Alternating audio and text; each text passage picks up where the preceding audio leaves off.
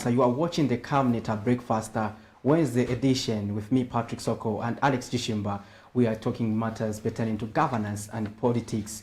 And in the studios this morning, we've been joined by our first guest, Mr. Abdon YEZI, a development consultant. Welcome to the program, sir. Thank you very much. Good morning and welcome to this program. Good morning, Patrick. Yeah, we appreciate that you'd find time to be with us in the studio this morning. It's a lovely place. It's my first time to enter into your studio. Oh, yeah, wow. Great. Yes. Interesting. Probably it's the beginning of our engagements to come. Yeah. You never know. We're always Exactly. here to share knowledge and experiences. Yeah. Exactly. Yeah. We have an interesting discussion that we want to also get your perspective on, especially bordering on the Constituency Development Fund, CDF, which has been increased to 25.7 million kwacha. And a lot of issues have come out pertaining to the CDF. First of all, I just to get the conversation going, I just want to get your perspective over, first of all, about the increase before we get to your analysis based on the CDF implementation. Yeah, I think many people know about the Constituency Development Fund, and I think it's a very special purpose fund, particularly in terms of trying to bridge development gaps in various constituencies across the country. All of us were looking forward to the presentation of the first budget by the Minister of Finance and National Planning, Dr. Abdon. And I think as he continued going through his presentation, when it came to the CDF, there was an unprecedented announcement, and that was the exponential increase of CDF from 1.6 million to 25.7 million, Patrick, as you already alluded. And I think for almost all of us, we said, oh, wow, this is unprecedented. In the current situation, we all look at that kind of an exponential increase as perhaps one of the most pragmatic pro-poor policy pronouncement that we've seen from the UPND government since coming into office. I want to qualify when I say pro-poor, because it means that it is very targeted to the rural communities. It's targeted to the grassroots. Sometimes you want to avoid using the term grassroots, yes. But I think you understand that we are looking at it in terms of its direct link to local level development. So I think it is a big plus. It is unprecedented. It's transformational.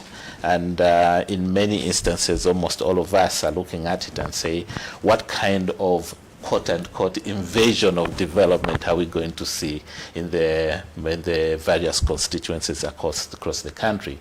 And I must actually also qualify that in the case of Zambia, the landscape, we do have a lot of constituencies that are very rural, and development has eluded them for over a period of time. And I'm sure, speaking as a voter, speaking as a constituent member, I'm looking at this really to be more or less like a very important resource for local development. The biggest question that I've asked myself is it really the panacea? Yes, that's the This is when we are getting to the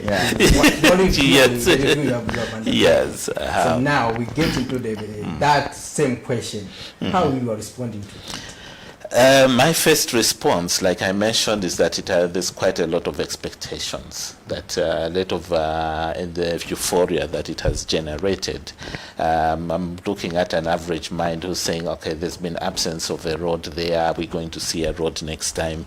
There's been absence of a clinic in that area, we're going to see that. Mentioning this because these have been part and parcel of the more traditional kind of CDF type of projects. Is there an improvement perhaps at a health center in terms of a shelter? What about issues to do with the quality of water to be presented in different areas? So there is quite a lot of euphoria and the like, and I think that is where now we're also asking the question, is this going to be the case? It's not a direct answer, like yes or no. And I think a good number of practitioners are much more anxious to help the government to make sure that it is in a position to deliver. So some of the issues that I ask myself is how is this going to be undertaken? What are some of the systems that have been put in place? What are some of the practices that have been put in place? What are the kind of attitudes that are also being generated for purposes to achieve that effective delivery? If you look at it, local authorities or local councils are the seat in which CDF has been coordinated.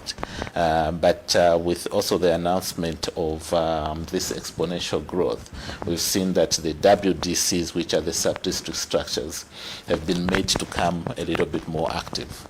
Let's just cast our mind back.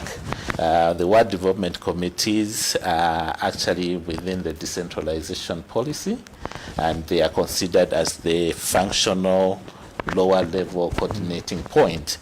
But also it means that since the decentralization policy was put in place, and even the implementation plan, it does not mean that all the WDCs have been established, and it doesn't mean that the WDCs have been functional. But with the announcement in October by the Minister of Finance and National Planning, and particularly focusing on the constituency, it meant that in each ward we had to now look at how best can the WDCs be strengthened or established or strengthened where they didn't exist. And I think this is not an easy undertaking. Put in a very good context, in some areas that I've traveled to, the last WDCs that ever existed, and usually then they would also be called area development committees, was during the MMD time. So that sub-district structure has come in and has to immediately run with this program. That is the kind of situation that is obtaining as at present, and your guess is as good as mine in terms of there cannot be any uniformity. Some of them will be undertaking this mandate for the first time, and that also comes with a number of risks. Risks in terms of the practice, risks in terms of the expectations of what they have to do. And remember that part of the mandate that they've been given is to actually receive different kinds of proposals, be in a position to analyze them, being in a position then to forward them to the Constituency Development Fund Committee. So there are quite a number of big load that has been put on their heads to be in a position to run with. Yeah, you've talked about the ward development committees, which are actually activated now. We are seeing them active even in these constituencies. But then the question would be, do they really have the capacity to undertake these works with that huge kind of amount? Yeah, the tape capacity may mean many things. In my experience, especially around the devolution process, which I've been engaged with over a period of time, it also entails, one, do they appreciate what is it that they are going to be doing, their role and responsibility? And two, in terms of where they've recently been established, what is the kind of interaction or appreciation they're going to have with different key stakeholders? Remember that there's a local authority. Remember there's a councillor. Remember that there's the citizens, okay? Remember that there are also civil society participants. Remember there's also the member of parliament. So all these are different stakeholders that they need to look at. Then there are also certain functionalities. We are expecting the WDCs to be in a position to do some project appraisals. We are expecting them to come up with recommendations of the kind of projects that are being recommended from the different kinds of wards, after prioritizing and sending them to the higher level, which is the Constituency Development Committee funds. So there's the capacity should be seen in terms of, do we really have the people who will be in a position to undertake this? Now, immediate government made a pronouncement. It also tasked that responsibility onto the local authorities, and trying to visualize the instruction that government has made this pronouncement. Chipiri district or Chadiza district or Mambwe district or Solwezi or Mofumbwe, can you now get out into the field, get your functionaries to train the different, first establish them, them. Where they don't exist, where they exist, go and train them. What has been the kind of training? What has been the basis for conducting the trainings and the like? Did they have the uniform? Where did they receive the resources for them to conduct those trainings? So those are some of the issues that we need to put into perspective. Unfortunately, I think it's also fair to say that the mandate to undertake those trainings was basically given to the local authorities, maybe at a time also when they didn't have adequate resources. What about the personnel? They've got well-trained people, especially in the district, in the different DPs at the local level, but it may not be that they have that kind of uniformity. So it was basically go, establish, train, and let's see what it. We also, I think we're all familiar that the guidelines started following suit. And most recently, in the last 2 weeks, the Ministry of Local Government and Rural Development has launched those guidelines, the 75-page document. They may have been using the draft, but the more consolidated one was recently launched. So for me, I think it's much more in terms of reducing on assumptions. Did the Ward Development Committees get the right appropriate trainings to enable them to fit into their mandate? If they did for the first phase, well and good, but it does not mean that perhaps there must be a little bit more flexibility in terms of continuous training to be in a position to really give them the necessary skills, experiences, knowledge for them to actually respond to their mandate. One of the understandings that we do have that this is going to be an annual process, and it means that lessons from year one, which is 2022, how does it get factored? How do you pick up the lessons for 2023, 24, and moving forward? Yeah, but at the end of it all, this is the structure that is in place, which needs the required skills and experiences to be in a position, because again, it is the first part in which all these things are being added. If they recommend us, say, people are saying, let's have a road instead of a clinic, there must be head. Now, how are they going to galvanize that community mobilization and also be in a position to actually determine those kind of priorities? You do not want to also see a capture amongst what the people that side, so that by the time they're making recommendations, they're making recommendations which are perhaps away from what these are the priorities of the people. Great. Maybe just a reminder to our viewers out there who are watching us from our studios, you can do calling and phoning with the numbers that are scrolling on your screens, so that you can be able to participate as well and question the guest of today on this platform, Mr. Soko. Yeah, we are talking the issue of CDF, and like Mr. YEZI has explained, the guidelines are out, so you have to familiarize yourself. But issues that have also come out is that persons with disabilities are concerned that they needed a bit of some preferential treatment in terms of if they are to effectively participate into CDF activities. But they say there is no any preferential treatment that has been provided to them based on the guidelines that have been released. Just your take on that, because considering that the CDF is like you are indicated, a panacea of almost all activities in a constituency, and this is quite a huge sum of money. Which would generate activity, especially at community level. And how can people equally position themselves to ensure that they are among the winners in terms of this fund? Because at the end of the day, you cannot just sit and expect that because of the CDF, everything will be in place, even my plight will be safeguarded. But how can citizens themselves be proactively engaged in this activity or intervention of CDF, so that they can be able to contribute or benefit out of it? In fact, I think it's well put, especially on the large side, in terms of how do they participate, or how are they beneficiaries, and also how do they participate in this. One of the things I'm clear about is that the pronouncement places emphasis in terms of the local level taking active participation. Minister of Local Government and Housing, Honorable Gary Ngombo, I think has been very clear in terms of that would like this to be demand driven. So one would look at it that from a position of influencing for response to projects that are going to deal with social exclusion.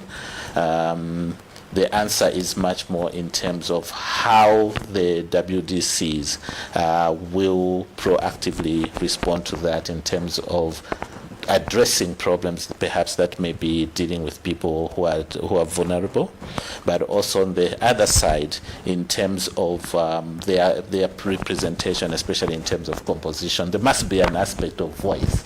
Now, because of the lower level at which has been brought, which is the ward and not the constituency, it means that one is looking at it in terms of increasing more and more participation of citizens at that particular level. But maybe I could also put a rider to your question, and this is also in terms of how our priority is going to be determined for development purposes. One of the things that I've been thinking over is that we've had the first response for many people may be to do CDF type, the traditional CDF type of projects. But also at the same time, they need to be thinking a little bit. I was going to avoid using this phrase, thinking outside the box, but we needed to be a little bit more creatively. Yes. I look at one school which covers, it's a secondary school, it's a boarding secondary school where its laboratories are all gone. Okay? And I'm asking myself and saying, what if in this ward, people opted that let's go and sink boreholes. I know there may be a challenge of water, okay? But look at it in terms of long term. The quality of education that is coming out from that school is compromised.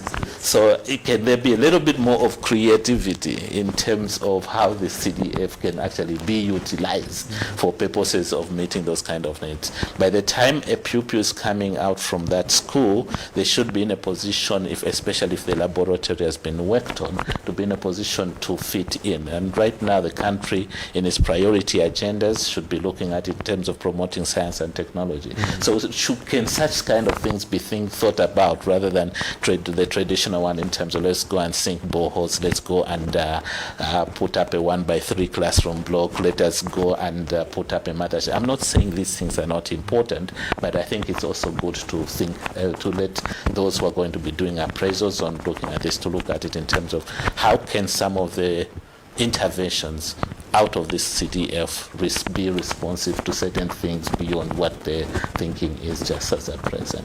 Yeah. Interesting. Well, in case you're joining us, we are having our first conversation on the CDF guidelines, and we have in studio Abdon YEZI, a development consultant, who has been able to assist us with the conversation. You too can add your voice in case you want to contribute on this topic of discussion we are having in studio. Well, just now I just want to also pick on your thought regarding the same CDF arrangement. There's the component of politicization, where probably the strategy would be politicize the ward development committees, and so that our people are dominating the committees and ensure that the decisions are only favoring us as a people. And the holding of meetings pertaining to ward development committees, because we hardly see, for instance, if the Minister of Health at the moment is having cholera, administering cholera medication to people, to say come and get cholera medication to prevent yourself from getting the disease. They are going through with megaphones to announce to people, so that people can go to the clinic and get medication. But we don't see that when it comes to development processes, where people are not informed to say, let's meet at the community hall and let's discuss what we want to do for ourselves in this community. But how can we best handle this, especially that we're talking about the issue of participation, like your area alluded? Yeah, we can never run away from the fact that a any development intervention has got a political side to it.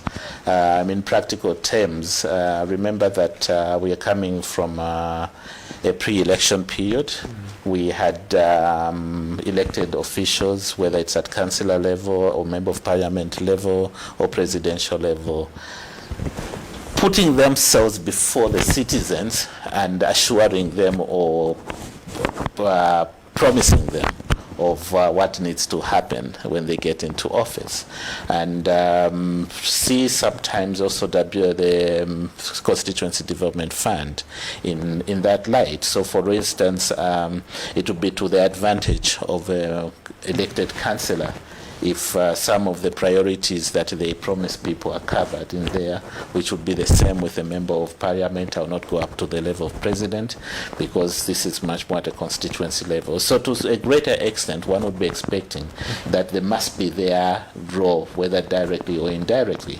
There's a very big question in terms of the extent to which somebody will be championing a development agenda versus championing or politicizing a process. But also it also means that we should be anticipating some conflicts coming out from there. Can you imagine a scenario where the councillor priority list is this and something else goes on? There must be a management of that, similarly with the member of parliament. And I think this is also a function which has to be put in the WDCs very clearly in terms of conflict management, which also has to be put, especially even from the technical side at a local level. And remember that this is also happening in a district, and the jurisdiction of all the development in a particular district is the local authority. So there's a role of the councillors, especially in terms of finally making decisions in terms of, yes, this has been approved, this has been, and all that. So there must be a real form of management around it, but also in terms of how do you bring up a balance between politicization and also in terms of ensuring that you are advocating, especially on the part of the elected leaders, advocating for the development priorities in a particular area. So I think in that context, the issues of politics will need to be managed in a very smart way, if one puts it that way. And if I could also mention here that I think the local authority will have to play a major role. The technocrats, in terms of the quality of the works that is going to come out working with the WDCs. My experience has been that the biggest big cry may not have the Auditor General's report in front of me. It's not much more to do with the abuse of resources in terms of the financial side, but the quality of the projects that come out of CDF have been of worry. So it is more or less like public resources being misused because of the quality of the product. You get onto the ground, there's a building that has been constructed. It may be a police post, it may be a clinic, it may be a road. A lot of money went into it, but the quality that comes out does not come in to provide the required services. So that already brings in another aspect here in terms of the technical capacities that have to be at the local authority, the strong skills and experiences in monitoring of these projects which have to be at the WDC levels. So there's quite a mix of things that have to be considered in this regard. Just talking about the technical aspects, and I'm not too sure whether this was something that was going to come out, is that we also fully appreciate that most of our local authorities have also had a big challenge in terms of attracting and maintaining well-trained quality staff, skills and experiences, especially those that would help them to deliver. And one of the reasons for that has been the issue of emoluments, the issues of salaries. And it's fair to say that some of the local authorities, even now, will go 3-4 months without paying their staff. So already, even in the context of this, you start asking yourself in terms of what would be their availability, what would be their levels of commitment in terms of supporting this process. Unless those issues are well addressed. We are very aware about many local authorities who had their staff going on go slow so that they make those demands. And I think the ministry, they stand to be corrected, is that others were high-ranking officers in the ministry were suggesting that increase in their salaries should be covered under the local government equalization fund. And it was going through my mind, I was saying, is this what is the equalization fund supposed to be financing? Yeah, so those are issues that need to be... You've talked about conflict management, especially in the political scene. My question would be, what would be the best basis of development in these constituencies and to have the common ground for different interests of players? Maybe not to be very prescriptive for now. What I'll be looking at is, especially for the first year, year one, which is 2022, to see in terms of how this rolls out. We need to be very open-minded. We need to see in terms of, remember that we're dealing with various anxieties, expectations, okay? So we need to see in terms of how different stakeholders are going to respond to this. So my take for now is that I may not really come up with a very explicit way, but I think we need to recognize that there will be different kinds of interests to be dealt with. Yeah, your concluding remarks, Mr. YEZI. Like I said, CDF is a very important resource, especially for local level development.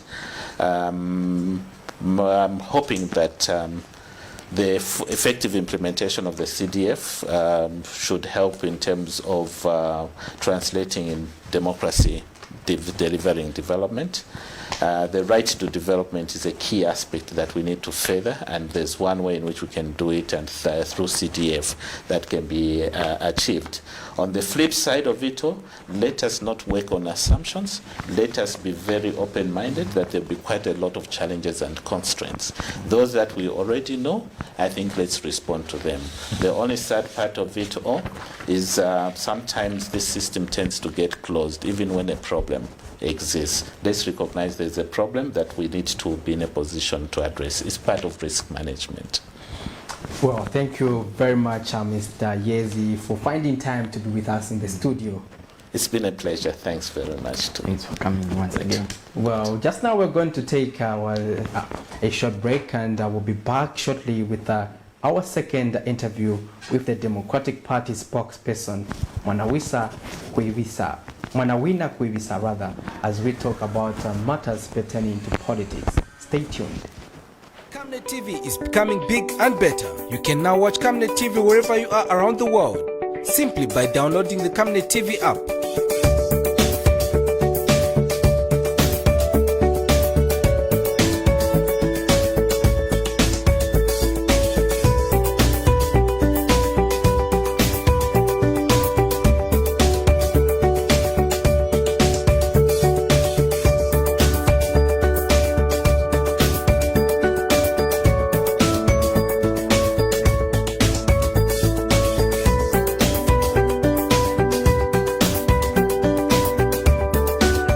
With CAMNET TV app, you only use less bundles. CAMNET TV, not just another channel.